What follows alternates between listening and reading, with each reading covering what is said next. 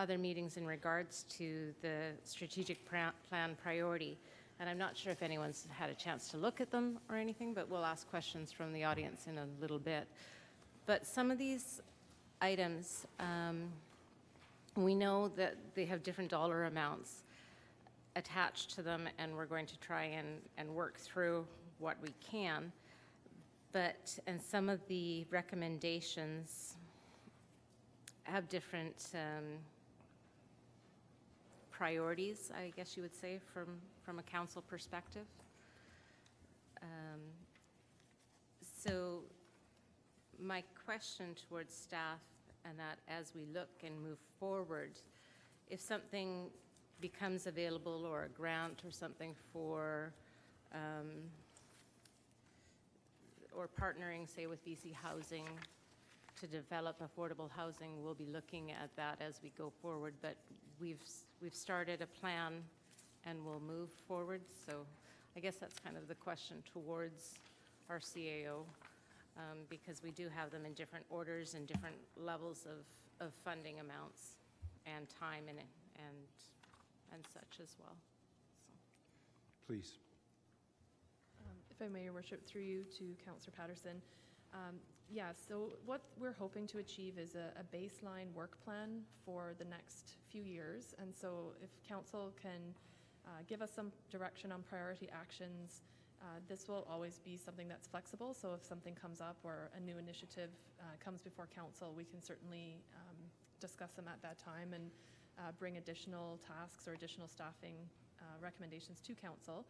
What we've tried to do with this report is give Council and the public a sense of how much staff time or cost or resources would be required for a particular initiative, so that hopefully Council can decide where they want to put the priority resources that we have. And also it makes it more clear where some additional resources might be needed, such as a consultant or perhaps even a term employee if there's a particular project that would require some expertise. What we're hoping to do then is bring these items, once Council endorses it through the Council meeting part, bring these items forward for budgeting. So there would be a more in-depth analysis of the costs and implications and timelines and staffing resources for a particular project.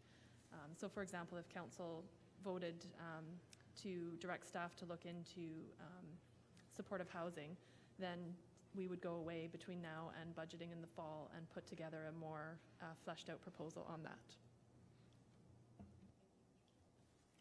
Fair enough. Thank you. Thank you. I think one of the big points that we're going to make here for the rest of, for a good portion of our term, is this is going to make up our game plan. And we will work towards these, and because this is what the people of Parksville have told us that they want us to work towards to achieve. So we've narrowed it down, as the CAO has said, to 5 issues, 5 priorities, and then each of those priorities will have a text that will outline what we see at this point in time as a way to approach this. Do the crowds or do the audience have these? Were they distributed? They've been on the website and on our agenda.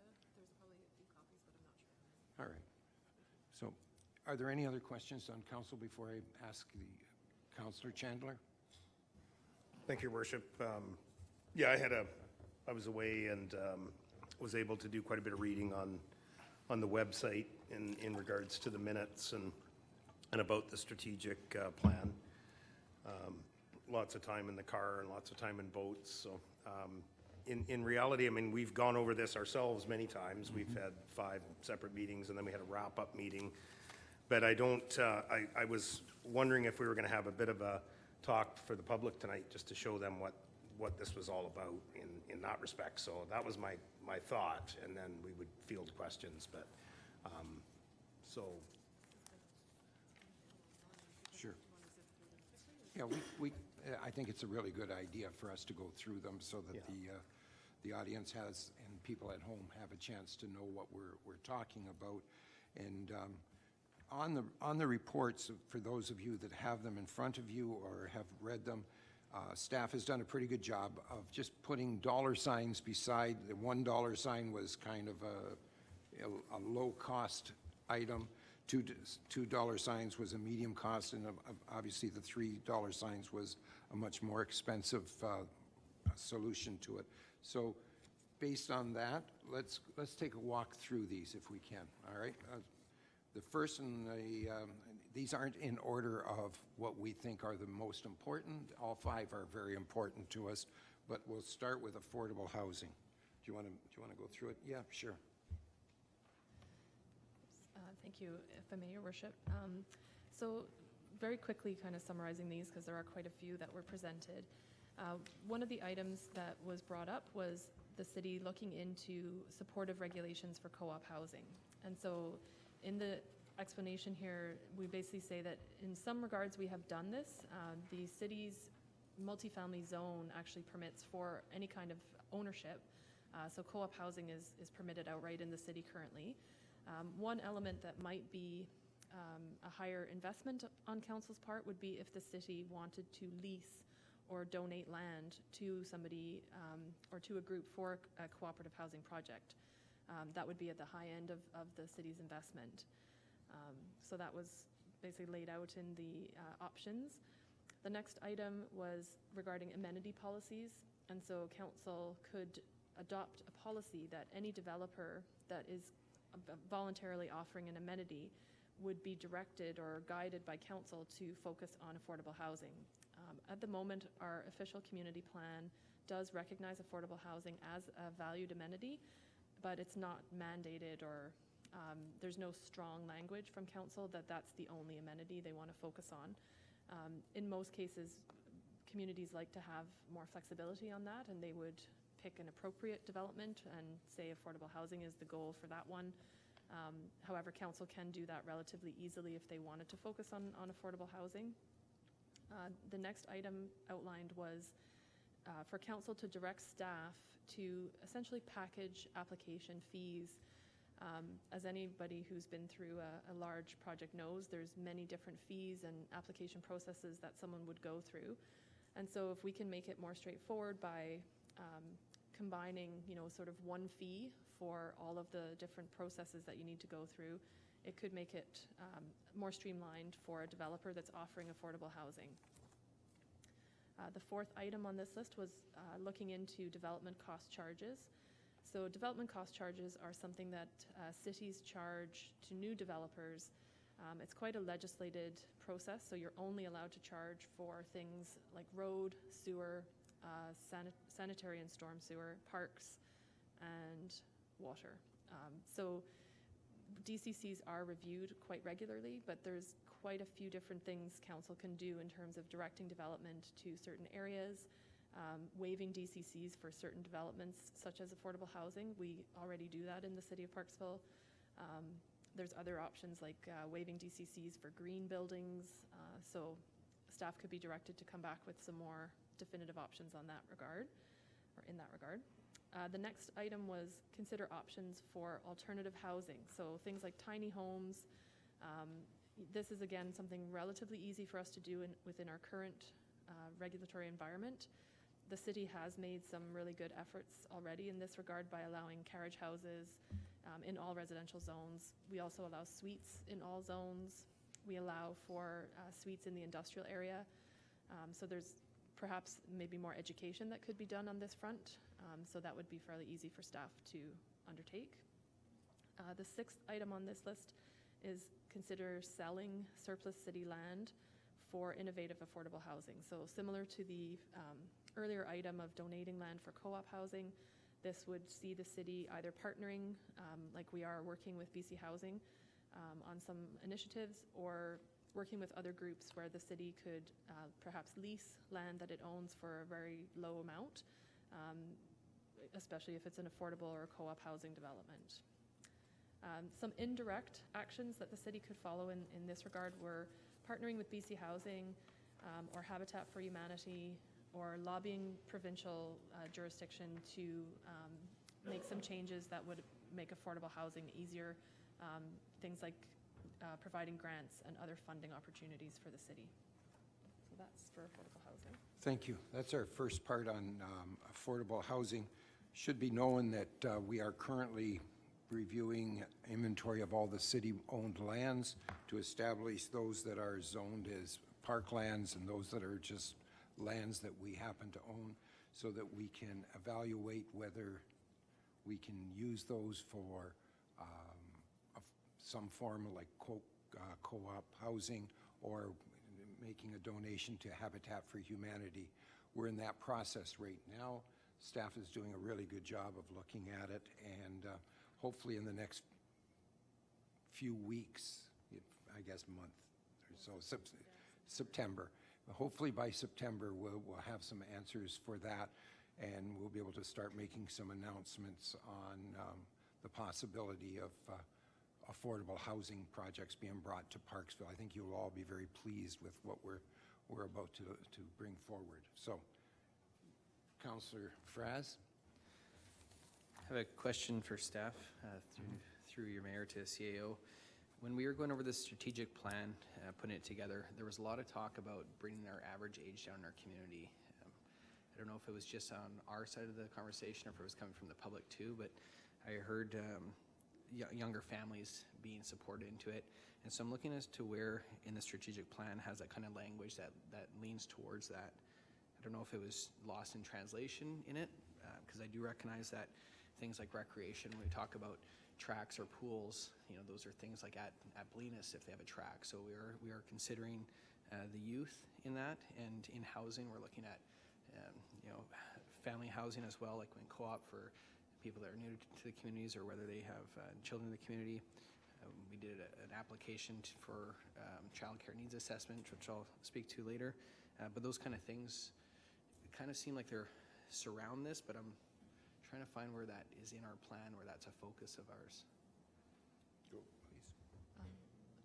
Thanks. If I may, Your Worship, through you to Councillor Fraz, I would agree with you that there isn't an explicit statement of the city trying to encourage or attract that particular demographic, but I would also suggest that everything on this list pretty much would result in that kind of being, this community being more attractive.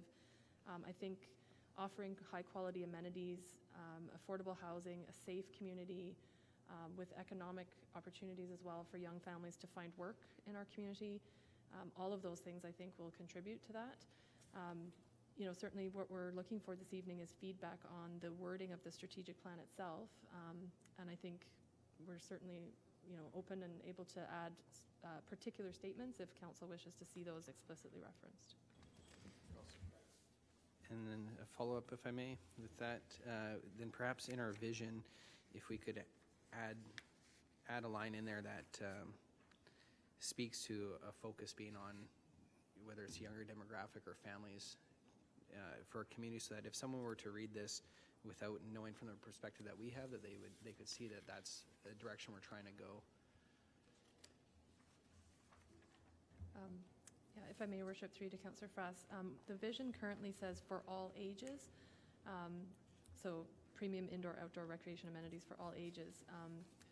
We would ask for some direction, you know, is Councillor Fraz, are you thinking that you want to say something about I realize that like all ages, it's pretty all-inclusive. Maybe like we envision a community that's diverse for all ages, but something there, like I say, with a focus on younger families.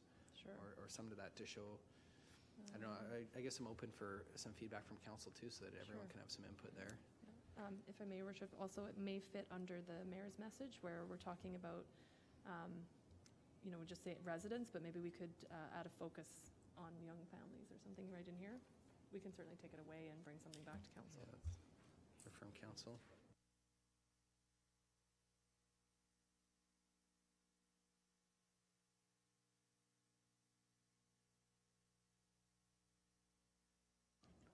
Through you, Mr. Mayor. To Councillor Fraz, I just wonder if being so specific may sound like we're precluding other people, so I'm wondering if maybe we can make it an example of, let's say, like young families, young people, young families, perhaps make mention of a diverse group rather than just young people.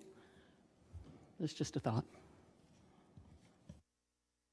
Yeah, if I can, and to respond to that, it's not to exclude anybody. In fact, I think we value everybody in our community, from the young to old.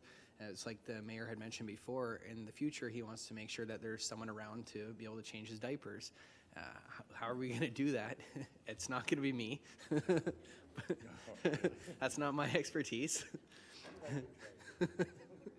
But that has been like the kind of talk and focus. So it's not to say that we don't value other demographics out there, but to support our community, that's a gap that we do have right now, where we're probably weak in, is to be able to strengthen that section of it.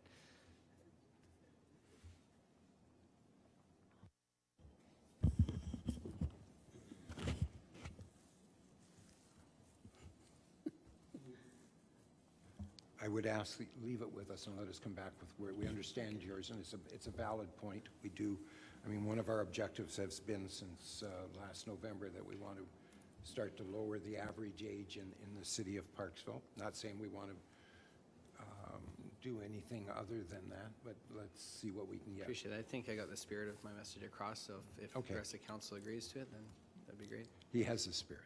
You have your finger pinched on your button there. Go ahead. Thank you, Your Worship. Could I make a suggestion that we take questions from the forum after each section? Thank you.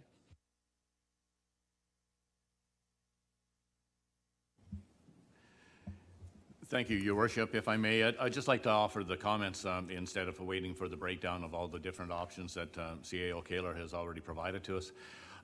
It's my feeling after studying this and after going through all the discussions we've gone for the last 3 months, that Parksville, the city of Parksville, has done a very fine job already of trying to encourage affordable housing in the city through their policies. And the policies are very forward-thinking anyways, and they're comprehensive. Those policies allow, legally, as CAO Kaler has mentioned, types of affordable housing such as suites, carriage houses, and small lot locations are already identified on the OCP and so forth, and they have been taken advantage of in many cases. Parksville already has a large amount of what is termed affordable housing. Affordable means many things to many people. And depending on where you're coming from and what age group you're actually trying to participate in, but we already have a large amount of modular mobile home parks in Parksville within the city limits itself, as well as the city of Parksville has recently anyways in 2019 allocated, which will be over $1 million to providing 52 affordable suites in the form of 222 Corefield, Orchid Place. Which will be coming on stream very soon, so that'll be for 2019. As well, in the past, the other affordable housing locations at Huswick Place as well as Kingsley Manor have also provided affordable housing as well. As well as that, we already have applications on file right now for projects that are currently just coming out of the ground, whereby they're allowing for affordable housing, affordable rental housing in those locations as well. So my thoughts are currently about the affordable housing, although it's very common right now to hear the term affordable housing and we need more affordable housing. I think we have to sit back and have an inventory of what we already have as affordable housing and realize that there's a certain amount of market forces that we can't control. And those market forces are controlled by the fact that, to be quite honest, Parksville has been discovered and many people are coming here. They're cashing out of their higher priced properties on the mainland and moving to Parksville just because it's a great place. And so the thing is that unfortunately that of course drives up the price of the housing. So that's the market, and that's unfortunately what happens to people just trying to start off. So to summarize anyways, I feel that we already have the policies in place. We already have allocated considerable funds of taxpayer funds anyways to bring the affordable housing to Parksville. And I think my opinion is that we should sit back and take a little rest here and have a look at it and consider the fact of the implications that if we do go for affordable housing in other locations and so forth, that The affordable housing usually has the relaxation of the DCCs and property tax exemptions, and once they're identified with the proper criteria for the affordable housing. Now, these property tax exemptions come at a price, because once the property has property tax exemptions, then they're cutting into what we call the property tax exemption cap. There's a cap that we have in the city policies. Anyways, and once that has been reached type of thing, then all those existing units that are here, those ones that already have affordable housing, and the churches and other nonprofit organizations in our town that currently receive property tax exemptions, their amounts that they receive, they used to be 100% property tax exemption. Now it goes down to 85% as of now. And if we identify more places that are property tax exempt because they qualify for affordable housing, then the ramifications of that is that the existing churches and nonprofits are going to have their tax exemptions lowered further, which can be a hardship for them anyways, because many of them have allocated their funds or their funds that they raise based on getting the property tax exemptions. So the more we add affects a great deal of the existing ones that we already have. So we have to consider that there's pro and con to this. And the other thing is that I'm all for, if we could absolutely have affordable housing for everybody in Parksville as of this very minute right now, everybody that needs it. You know, let's give them affordable housing and be done with it. But the problem is once we put in a policy and we say, yes, we're going to give up the parkland, we're going to do whatever, and we're going to put up housing. With the Charter of Rights in Canada, we can't just say, but these houses are just for Parksville. They've been paid for by the city of Parksville residents, but they're not just for Parksville. They can't, because the Charter says with the freedom to move, that people from Newfoundland and Alberta, if you can imagine, could even apply to come to our affordable housing here in BC. So the thing is that, and we can't stop it. The thing is, because we're all Canadians, and then that's the way it is, and that's why we're in such a great country. But at the same time, it may not necessarily provide enough housing to just take care of the people of Parksville themselves, which, you know, are supported by the taxpayers of the province, or the city of Parksville. So I'll summarize by saying I feel that we have enough right now, and I thank the wonderful reports that we've got, but I think enough is enough for right now, my opinion. Thank you. Thank you for that summary. I would probably totally disagree with just about most of that. I think that the biggest issue we have, if you want to attract young families to this town, is the fact that there isn't any real estate that is available for young families to take on at lower incomes at the minimum wage up to $20,000 or $30,000 a year range. I think in my mind, we have to look after those people, because those are the people that are going to provide the services to our community, to our employers. They have to be taken care of. We have to take care of people with disabilities. We have to take care of people that are seniors, that for no fault of their own are in a situation where they can't afford the rents and or the price of housing.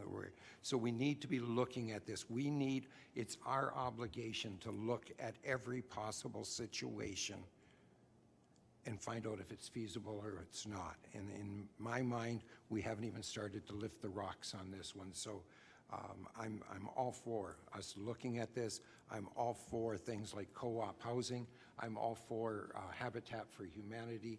And if we get just those alone, we can do a significant job of reducing some of the affordable housing costs to Parksville. I got Councillor Chandler and then Councillor Wilson. Thank you, Your Worship. Just a question firstly for CEO Keller. I had a question in regards to what sort of relaxations we do for co-op housing as opposed to affordable housing. Is it still a DCC-free scenario? That's question one. If I may, Your Worship, through you to Councillor Chandler. We have a bylaw that only allows for DCC waivers where it's an eligible affordable housing development. So there's, Stats Canada has a median amount of income for our community, and there's a stipulated amount. Right now, it's about $1,200, I think, in rent. So if you're charging a rent that's above that, you're not considered an eligible development. The ownership, whether it's a co-op or privately owned or strata or rental, that's actually irrelevant in terms of our regulations. So we can't actually regulate ownership. We just regulate the use. So regardless of who owns it or how it's, whether it's rented or rented out or owner occupied, it's really that affordable income level that triggers our DCC waiver. We also usually do waive tax exempt or have tax exemptions. There are 2 properties in town where the council has actually made it 100%, and that includes Hustwick and Kingsley Manor. But Councillor O'Brien is correct that when we look at others, the tax exemption is not usually 100%. And again, it does have to be eligible, it has to be nonprofit and meet that requirement. Follow up?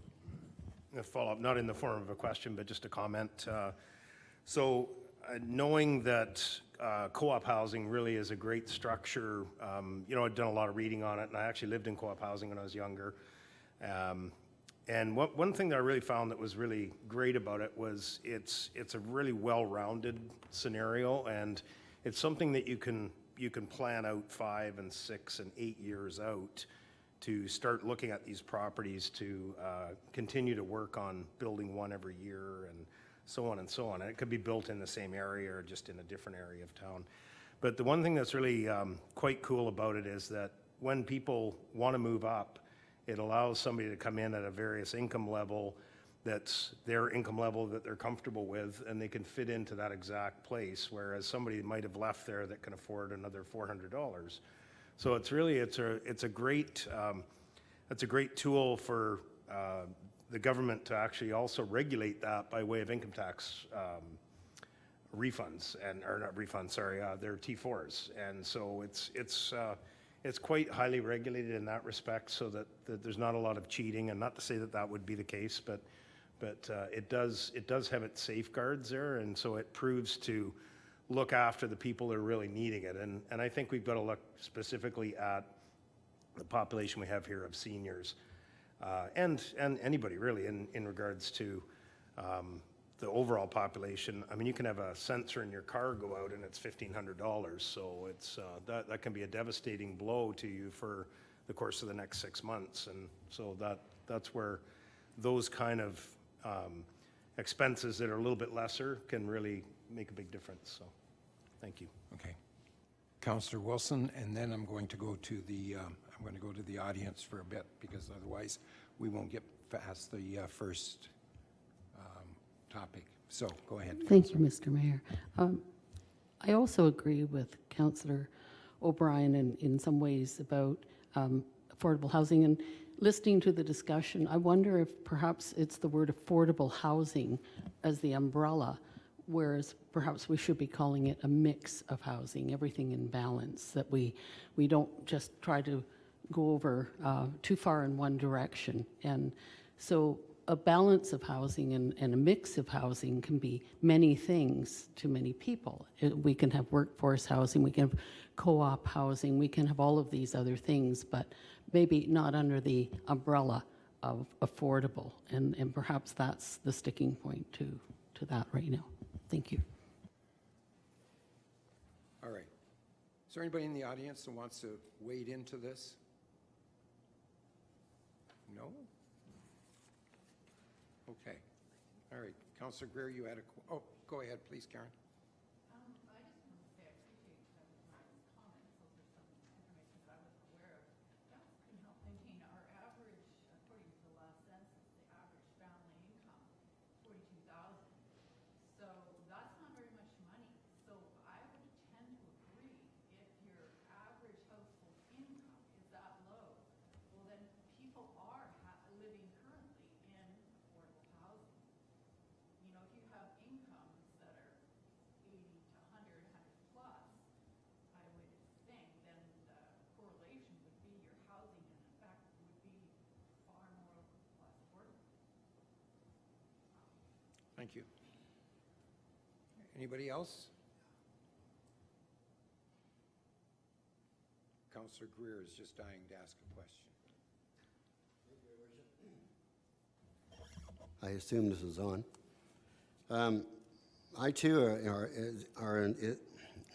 am in favor of co-op housing and Habitat for Humanity. These two housing developments take into consideration all the really low-income people. And what happens now, we haven't got enough young people in town to fill all the positions. And we have many, many people living in Nanaimo because there are cheaper places in Nanaimo than there are here in Oceanside. I too lived in co-op housing many years ago, and it's really a neat community to belong to. Everybody gets along really well. I think I was there 3 or 4 years, and I think it's a real asset to have that type of housing in the community. I think over the next 4 years, we're not going to build these things this year, but I think we have to start to plan now over the next 4 years to have some of these built. And I'm pretty familiar with Habitat. 10 years ago, we built the first house here on Humphrey Street, and it was owned by a family. I think they worked at Safeways or Save-On Foods, and he was extremely happy, and he had a young family, I think of 3 kids, and that suited his financial situation really well. And I think we have to be very concerned about having a lot of retirement people here and no young people. And I think Habitat, if we can get them to come in and maybe build a 10-unit situation, these people will all have young families.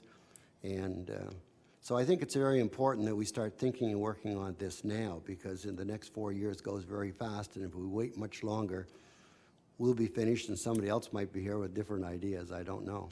But getting back to the recreation just for 1 minute, we've got a fair amount of recreation situations here now. We have a beautiful arena with 2 ice surfaces. We have many ball diamonds.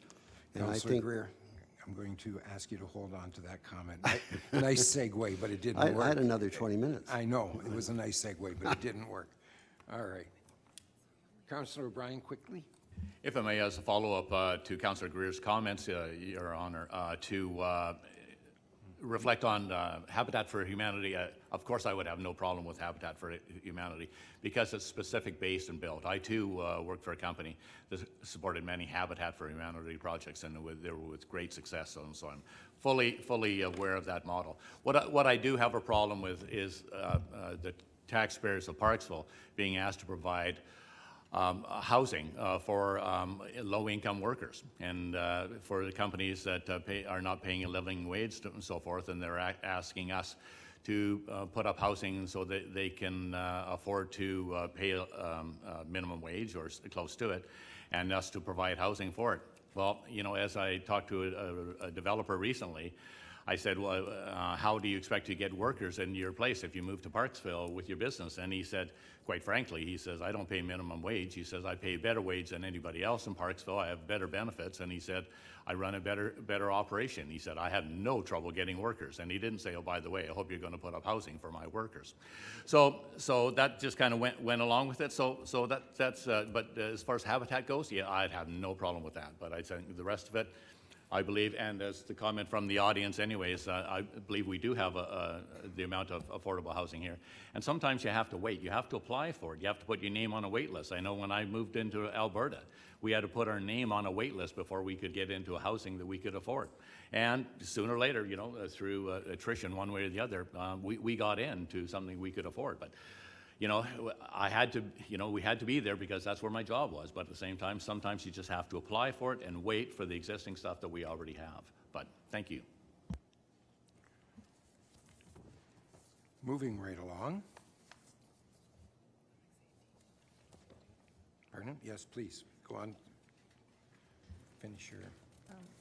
So, if I may, Your Worship, the next item is public safety, and with the permission of Council, I'll do a very quick sort of themed summary of the items that Council would be considering.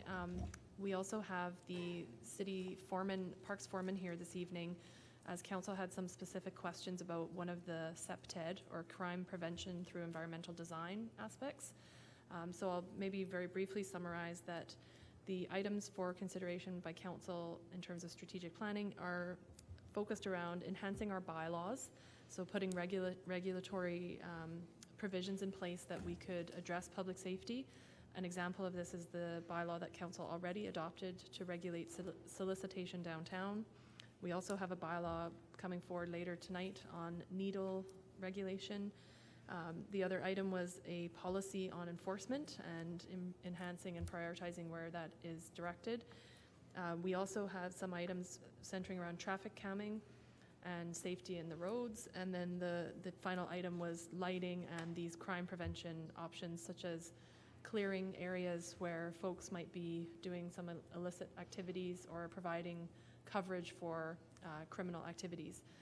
So I would just let council know that our parks foreman is here specifically to address that last item, if required.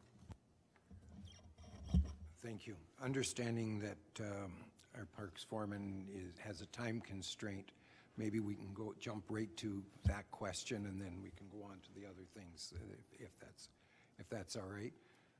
One of the concerns was by Councillor O'Brien and his concern about pruning the trees up in Marks Park, and so that we could, pardon me, in Ren's Park, so that we can see underneath them to prevent people from sleeping under it and doing other things under the guise of, or the hiding of the branches.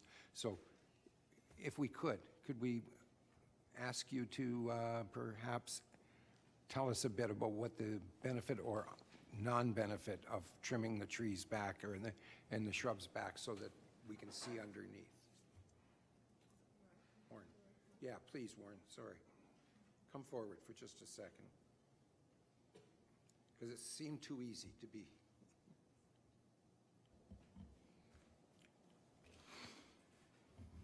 Thank you.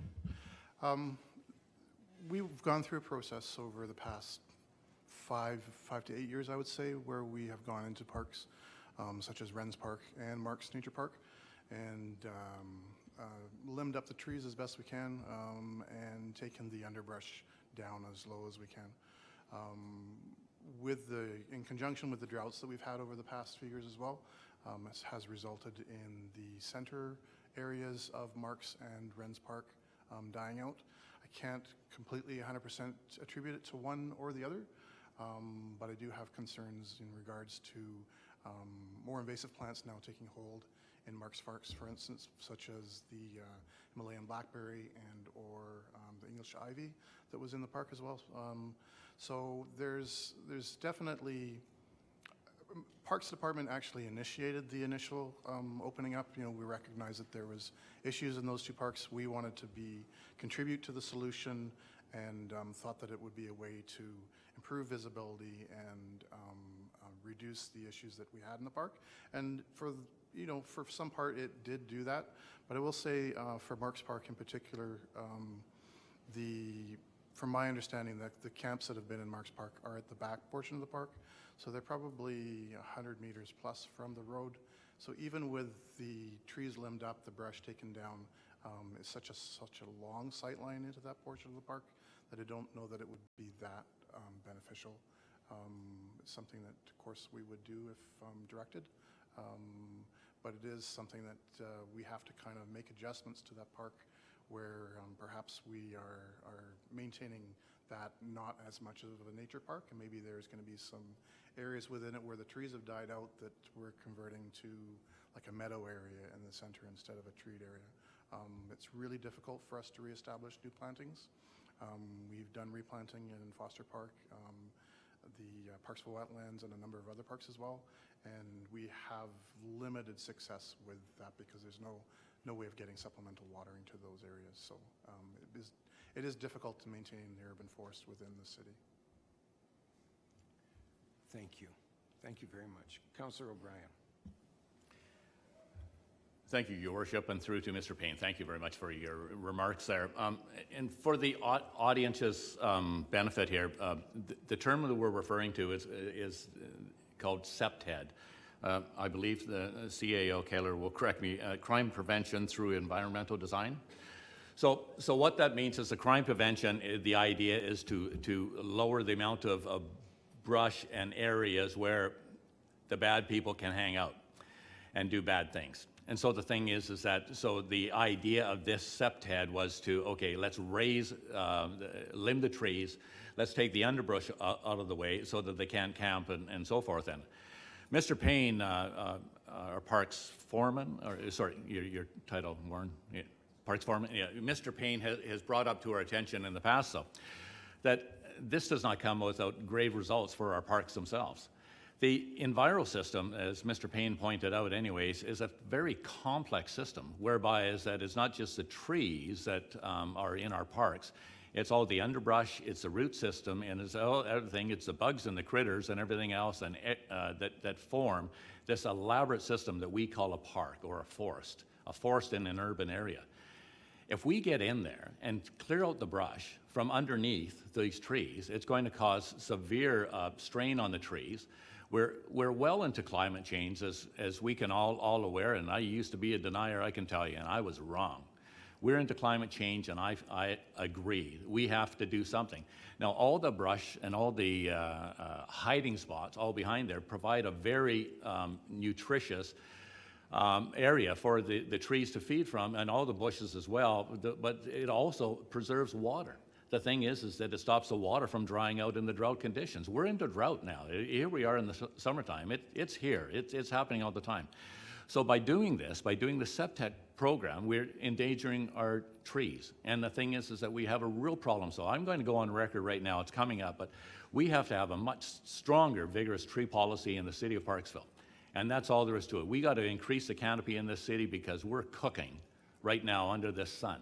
So the thing is that we have to do it by doing this, by endangering the trees in our parks, whether it's Marks Park or Wren's Road, or any of the parks that we have forestry areas already, we're endangering it. We already see the cedars are suffering huge. They're dying off and so forth. But the thing is that there's a way to take care of that. But the thing is that if we take the underbrush away from it, we are announcing the death wish for these forests.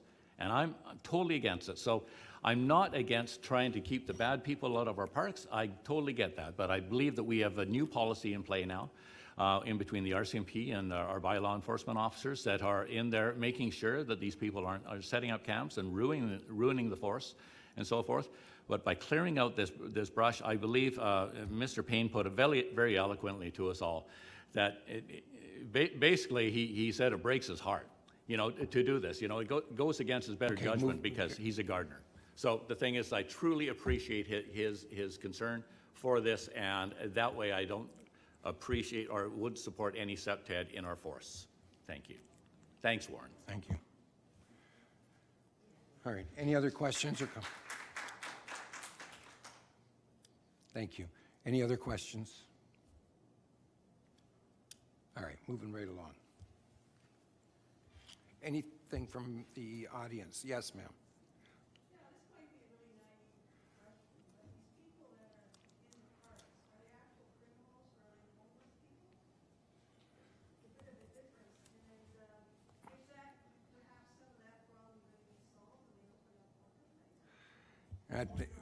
I'll tell you better in about 2 months from now, okay, honestly, because anybody that tells you anything about that is just guessing at the best of times. We will know more when we've seen what the results are from Orca Place. Our hopes are that it'll eliminate the problem. I'm not seeing that in my own personal views. I think we're going to see these problems. The answer to your question is, are these homeless people? This is, again, an Ed Main personal view. We don't have near as much a homeless problem as we have a drug addiction problem. And these people that are hanging out in these areas, I can only tell you that the crime rates have climbed dramatically when they started living in Marks Park, for example. The crime rate in the area just went right through the roof. And the number of break-ins, the number of cars being robbed, and so on and so on, it just, it increased. So my answer to your question would be, my guess is that it's a criminal element as much as it is anything else. I'm hoping that the homeless people that are living there, legitimate homeless situations, will in fact be taken care of through Orca Place and what other facilities that are available. I don't know if that answers your question, but Sure. What are the police doing about, obviously, I don't know. I'm just thinking if there's some type of organized crime going on in the city, and perhaps that the police need to really, you need specialists to handle that kind of activity. Is that why there are all of a sudden all these people that are addicted to drugs living in Morris Park? And probably a year ago, I would have said, absolutely, that's the issue, but it's not. I can guarantee you it's not. The police are working their fingers to the bone, trying to get through to this. They're in there almost on a, not almost, they are on a daily basis going into Marks Park and all the different parks and seeing what's going on. They're trying to enforce the laws. The problem you have is the court system. As soon as somebody is arrested for a crime, they're back out on the street probably before the police officer gets back into Parksville. Those people are already back and committing crimes again. That is the significant problem that we're having.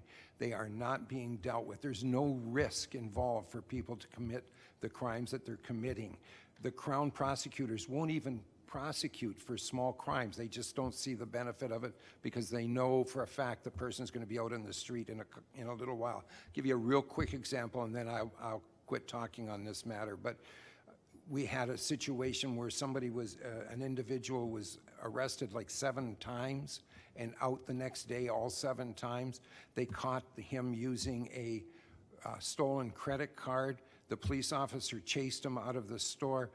The police officer ended up breaking his ankle. He's still off of work. The individual went to jail for 32 days or something very small like that and is back out on the street already, and the poor policeman is without it. The police have tried, and they work very, very hard at doing it.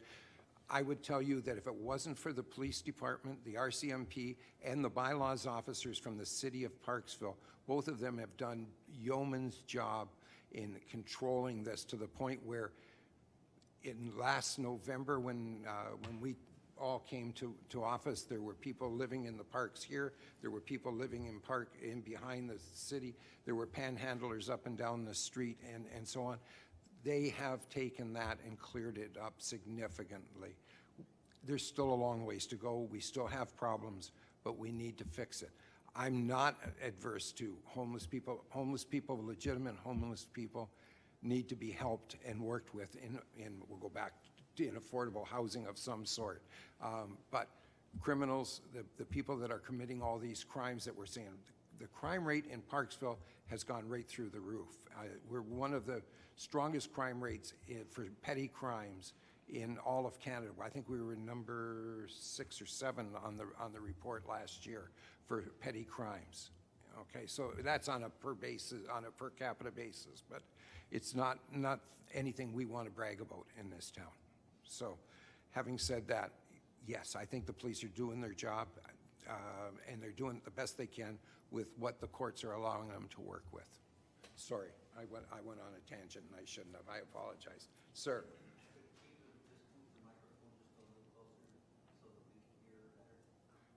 Kiva? Yeah. Okay, thanks. Yeah. Any other questions? Councillor Fraz.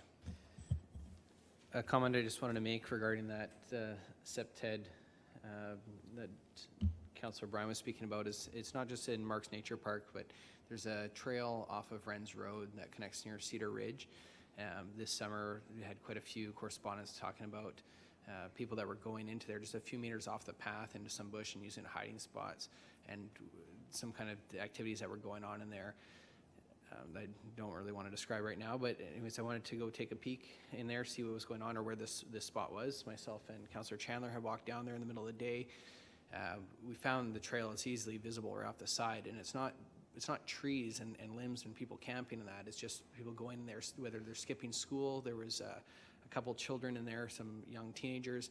They're sitting there smoking, cigarette butts all around them. So when you talk about drought conditions and you have dry brush and that around, it takes just one cigarette into that, the pine needles or whatever it is, that's how you lose a forest pretty quickly. And this is right beside housing as well.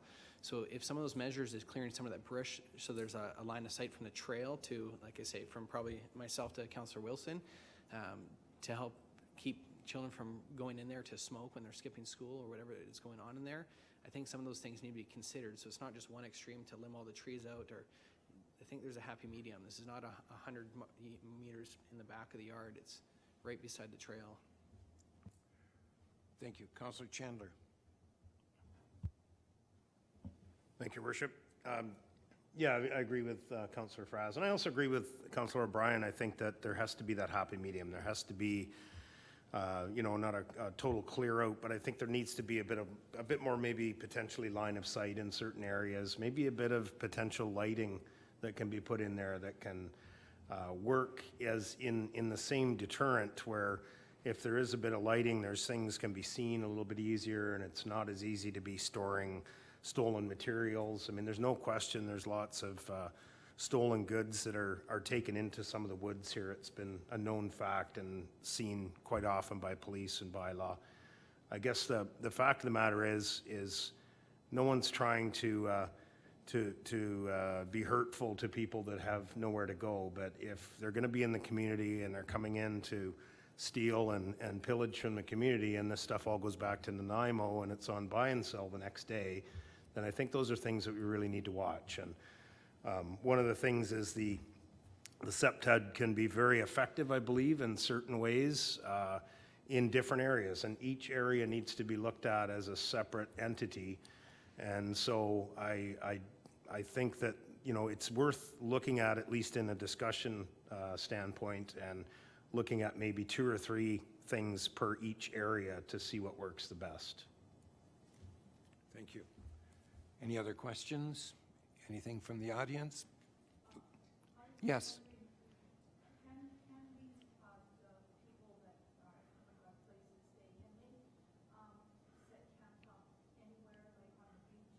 No.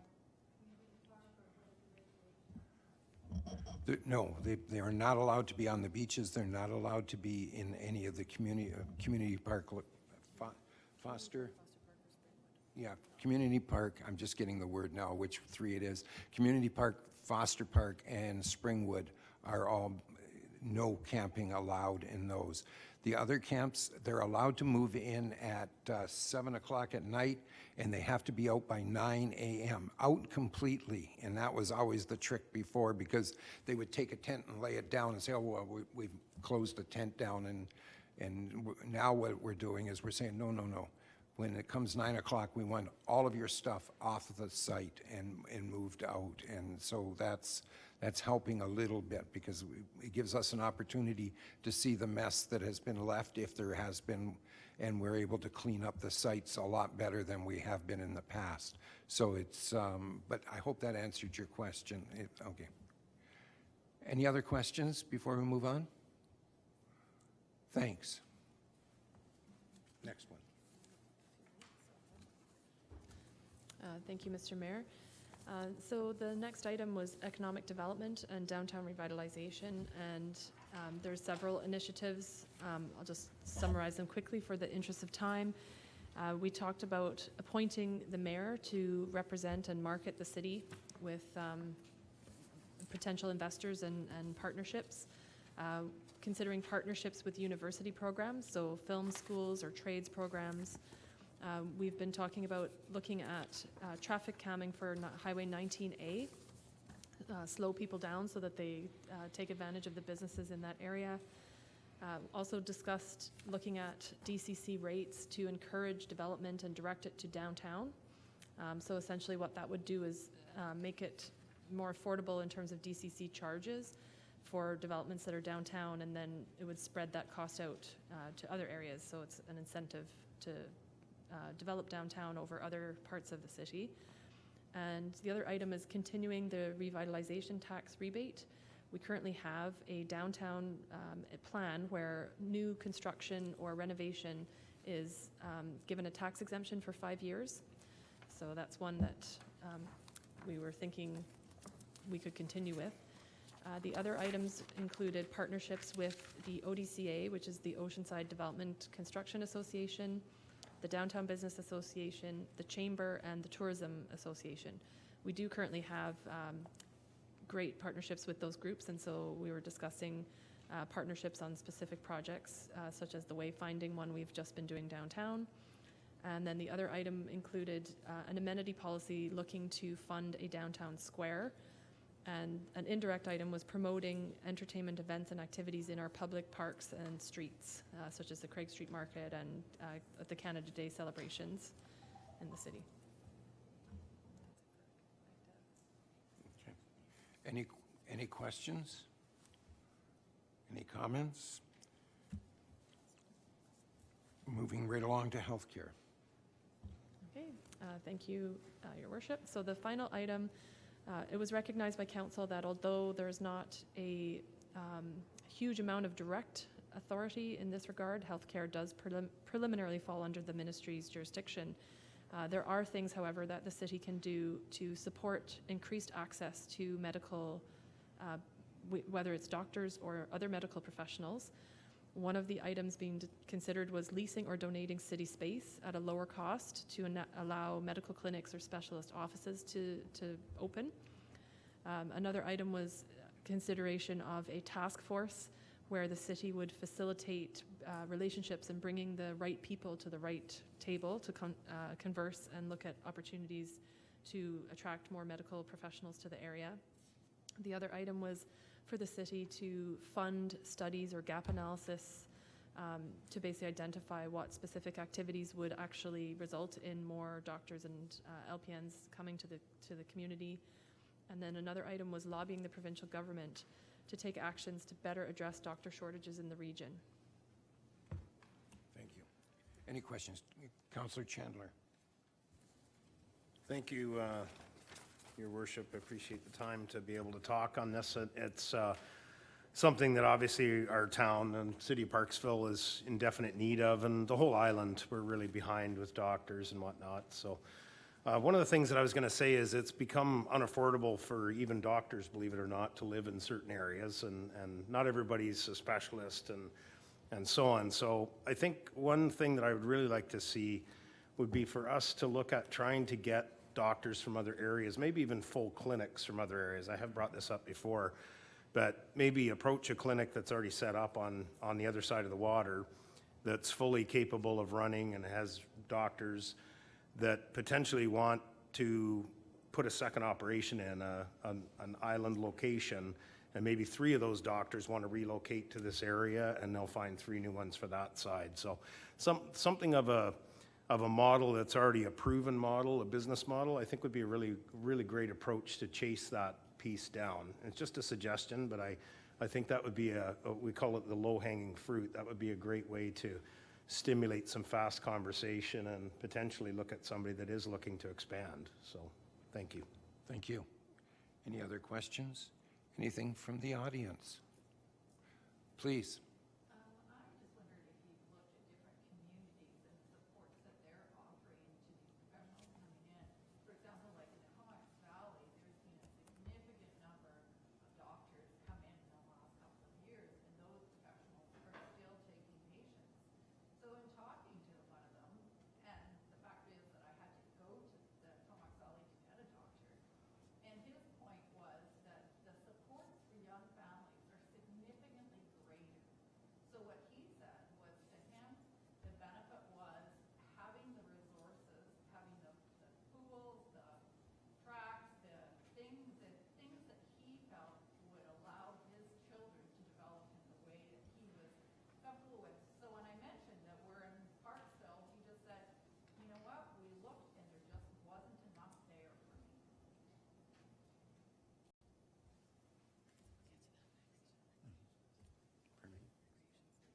Okay. We're going to talk about recreation on the very next subject, so that's a good point. It's a very valid point. You're right, and that's where Councillor Fraz brought it up earlier, where we've got to make that shift of bringing younger families in. And how do we do that is by providing the things that we don't provide now to attract younger families: affordable housing, recreation, employees, rather. I mean, we look at that, but I've talked to businesses and they say, oh yeah, we'd love to come to Parksville. You bring them into Parksville, or you talk them into at least addressing, they said, where do we get our employees? Well, there isn't any employees to get. You know, it's almost a zero unemployment rate in town, because the age group of 25 to 55 years old is 26% of the population of Parksville, whereas any place else in the province of British Columbia, save and except perhaps Qualicum Beach, is 42% of their population. So they have a significantly larger pool of employees to draw from than what we do. We have to get that average age down so that we can get people in, so that we can attract doctors, so that we can attract young families. It's just, it is actually quite a circle that goes around that we have to get moving in our direction. We're slowly doing that, but it's going to take a while. Before it took 74 years to get us there. We're not going to do it in the first 7 months of us being in office, so we're going to work on it. Councillor Wilson. You're on. I'm on 2 buttons. Thank you, Mr. Mayor. So I think what we're hearing from the audience and you yourself is that we really need to offer a complete community, and that means not just housing, but arts, culture, recreation, and make it a community that is, we're kind of self-sufficient. So that is what will attract all sorts of people that want those amenities. Thank you. Any other comments? Yes, ma'am. On the previous, council meeting, you said that you were going to look into attracting the doctors with maybe setting up a clinic with everything in it. And I saw a documentary on it, and it's very successful. Yes, it is. As a matter of fact, it was this week.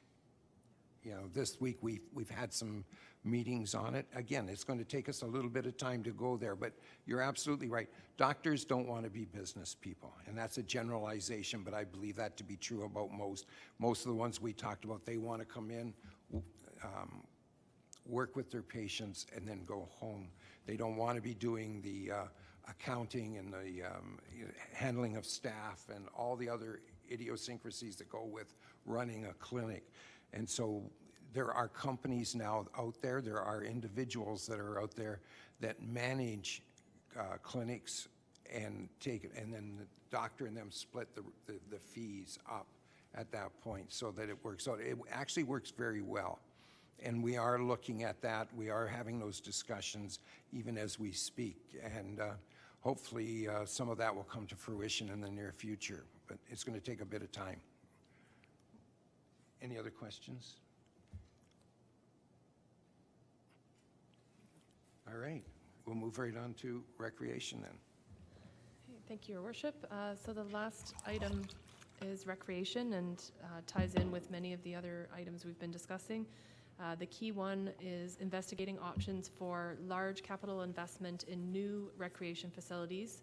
Specifically, a pool has been mentioned, recreation center or sportsplex. And so council could consider providing funding for feasibility studies in that regard, and then eventually looking into the construction options, borrowing costs, logistics, all of that kind of fun thing. The next item was enhancing hiking, biking, and trail connections. Folks may be aware that we are working already on the Rathtrevor Greenway Trail, which will connect the community park with Rathtrevor. That is intended to start construction next year.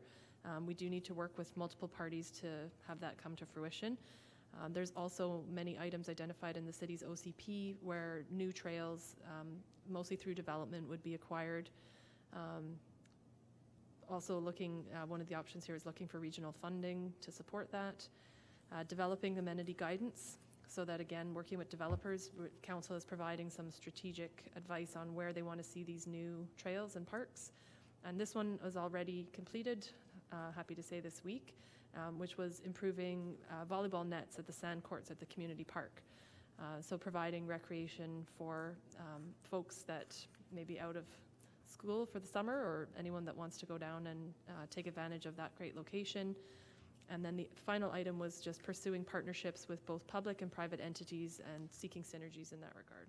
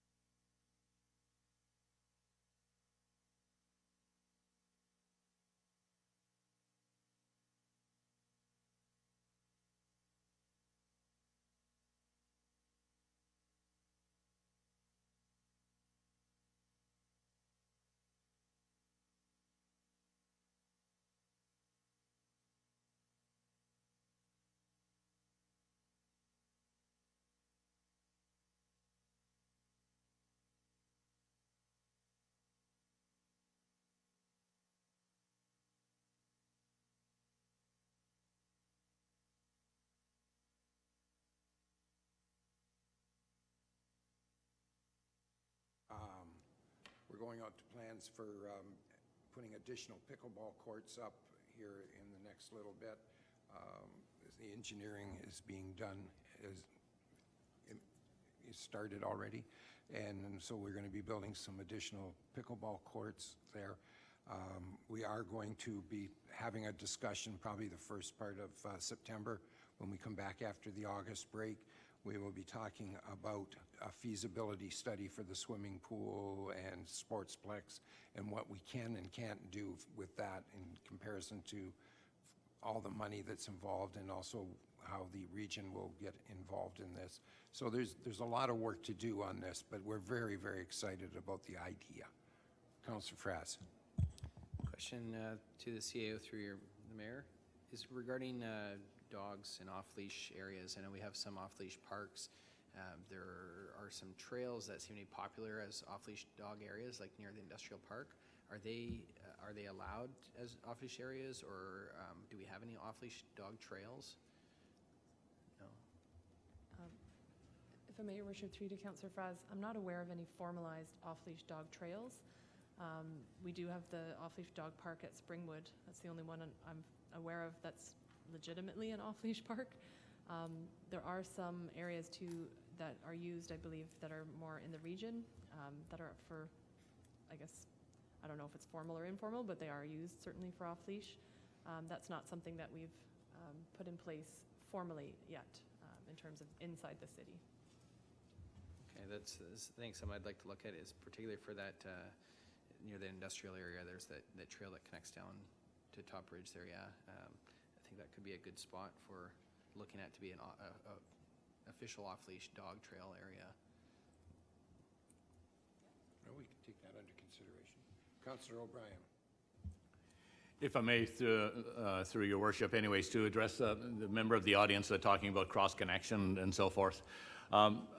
Since coming to council here, I've had a lot of questions with engineering and so forth, and they are very vigilant regarding the cross-connection in between storm and sewer waters type of thing, and they have a very strong infrastructure replacement program to prevent that from happening. So I can say that they really are on top of it. And also later on in the agenda that we have in tonight's package is the acting director of engineering is proposing a Parksville Community Park Stormwater Management Master Plan, which is taking a hard look at the entire community park and the stormwater systems that's already, which is just really a patchwork of things that have gone on through the years, because that's how it's been handled. So we are considering that tonight anyways, to put a management plan, and if passed anyways, they will have a master plan in place, and which will also take into consideration possibly the use of retention of gray water and so forth, like from the spray park and from any other gray water applications can be reused for irrigation. So that's going to be part of the question in the master plan. So we're looking at that tonight. So we're trying to stay on top of good, wise management of the water. Okay.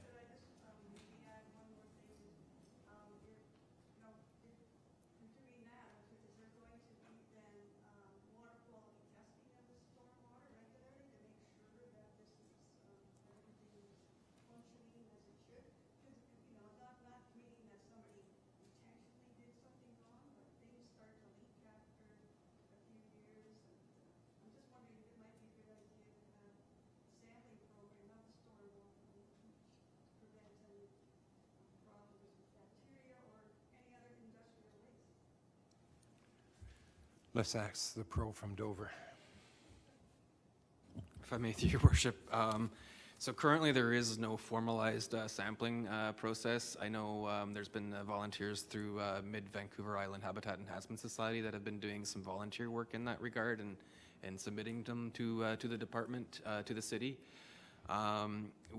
It would be something we'd have to look at. The purpose of the project right now for the community park is kind of it's the equivalent of a feasibility or a drainage study for the park, and so it would look at it's kind of the high-level engineering, what's possible. Can we use the soils that are there for low-impact type development, things like gray water reutilization or percolation pits and those type of things. It wouldn't be the final implementation plan. There would be the build-out would happen through the community park master plan. What this project would do would be describe what type of drainage features can happen where, and how they will take into the account the infrastructure that's going to come with the community park master plan build-out. So as part of that, as things get to a build-out state, we would start looking at operational processes like sampling and things like that. So it's a bit early at this stage, but it's something that should be considered. Thank you. Any other questions before we wrap up? Sir?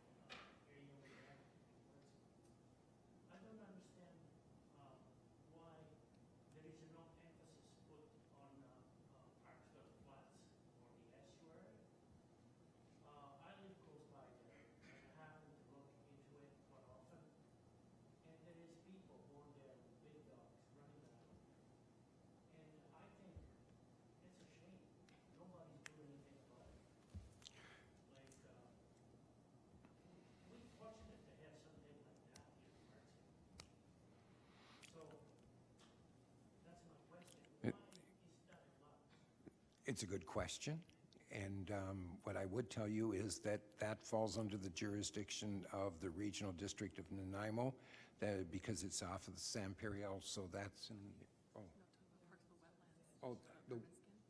the wetlands? I'm sorry. Oh, I'm sorry. I thought you were talking about the Nature Trust is out there, but that's under, it's not in the city. Yes, it's not ours. It's not in the city of Parksville. It's Nature Trust runs it, owns it, and is part of the region, if I'm not mistaken, isn't it? Yeah, it's part of the region, I believe, but unfortunately, it's not ours to control. So, our land circles around it, and if you look at our map, you would see that we have a lot of that going on, but it joins up totally away from us. So I'm sorry, but I'd love to help you, and I agree with you, but it's Nature Trust and the Regional District of Nanaimo that has to follow up on that. Okay. Mark? Oh, I'm sorry, Councillor Chandler. Thank you, Worship. Yeah, I just, actually, that's a great comment, and thank you for bringing that up. Yeah. I think as a group, though, if several of us were wanting to make sure that something was done, we could always voice our opinion in the way of a letter on the behalf of the citizens, just to the proper appropriate parties. And again, maybe offer that information up to the citizens too as well, to be able to write their own letters. But I just, you know, it might be worthwhile looking into that, if, because I feel the same way. Not being able to make a promise at this point, but I myself and Councillor Fraz sit on the regional board, and we will bring it up to the individuals and ask them what they can do about it. All right, and we'll go from there. All right.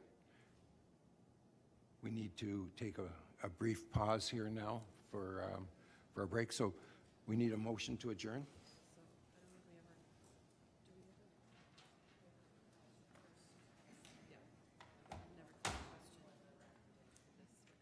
Okay, all right.